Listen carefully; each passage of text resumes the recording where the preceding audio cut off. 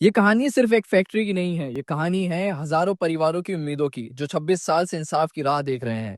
बरेली की वो rubber factory जिसे एशिया की सबसे बड़ी कृत्रिम रबर निर्माण इकाई कहा जाता था, आज इतिहास के काले पन्नों में दबी पड़ी है। लेकिन मजदूर आज भी सड़क पर हैं, आवाज में वही दर्द और वही सवाल। साल था 1960। उत्तर प्रदेश के तत्कालीन राज्यपाल ने 1381 एकड़ जमीन दी, एक सपने के लिए, एक फैक्ट्री के लिए। Asia's largest artificial rubber factory.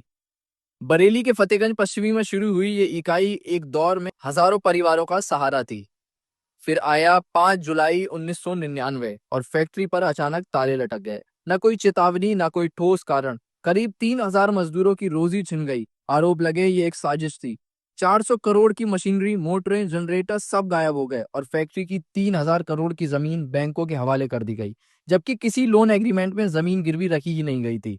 मजदूरों ने हार नहीं मानी। 2018 में डीआरटी कोर्ट मुंबई में 271 करोड़ का मजदूरी क्लेम डाला क्या गया। नाम है आपका?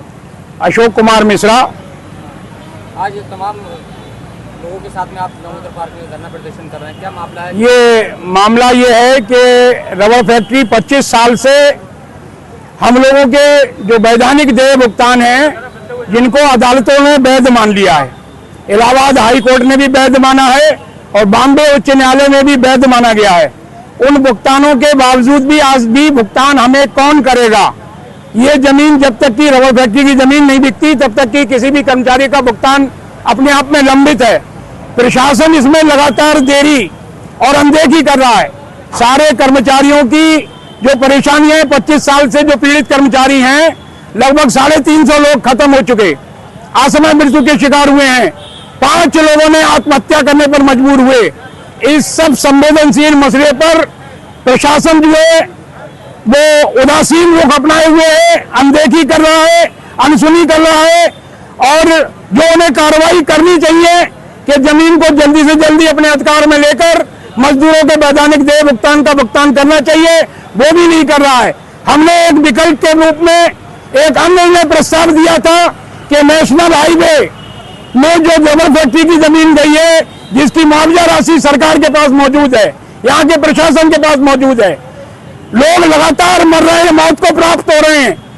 उनके इस संवेदनशील मसले पर जो रबर फैक्ट्री की जमीन अधिकृत की गई है, उस जमीन की मुआवजा राशि का बतौर अंतरिम राहत 1-1 लाख रुपए प्रत्येक कर्मचारी को अगर बांट दे, 1-1 लाख रुपए प्रत्येक कर्मचारी को अगर बांट दिया जाए तो उन्हें तुरंत राहत मिलेगी और जो आए दिन मृत्यु हो रही है उनकी दर भी कम होगी। तो आज आप ज्ञापन सौंपेंगे अपनी मांग? ज्ञापन हमारी यही है, मांग पत्र है हमारा कि हमारे जो वैधानिक देय भुगतान जो बॉम्बे उच्च न्यायालय में ये मामला चल रहा है, वहां पर ऑफिसर लिक्विडेटर जो बॉम्बे उच्च न्यायालय द्वारा नियुक्त हुआ था, उसने हमारे वैधानिक भुगतानों को वैध मान लिया और उसके भुगतान के लेटर भी हम लोगों के पास आ चुके हैं कि आपका इतना भुगतान होना है। लेकिन वो भुगतान अपने आप में प्रश्न है कि भुगतान आखिर देगा कौन, क्योंकि ये बताया गया है कि रबर फैक्ट्री की जमीन जब बिकेगी उसी से भुगतान होगा। अब चूंकि सरकार इस जमीन पर अपनी कार्रवाई कर रही है, लेकिन 6 महीने हो गए, 20/12/2024 को आदेश आया था। उस आदेश के बाद आज तक सरकार ने जमीनी स्तर पर कोई भी कार्रवाई इस जमीन को अपने कब्जे में लेने की नहीं की है। आपका क्या मानना है, हमें कमेंट करके जरूर बताएं और ऐसे ही अपडेट्स के लिए द जस्टिस हिंदी को सब्सक्राइब करें।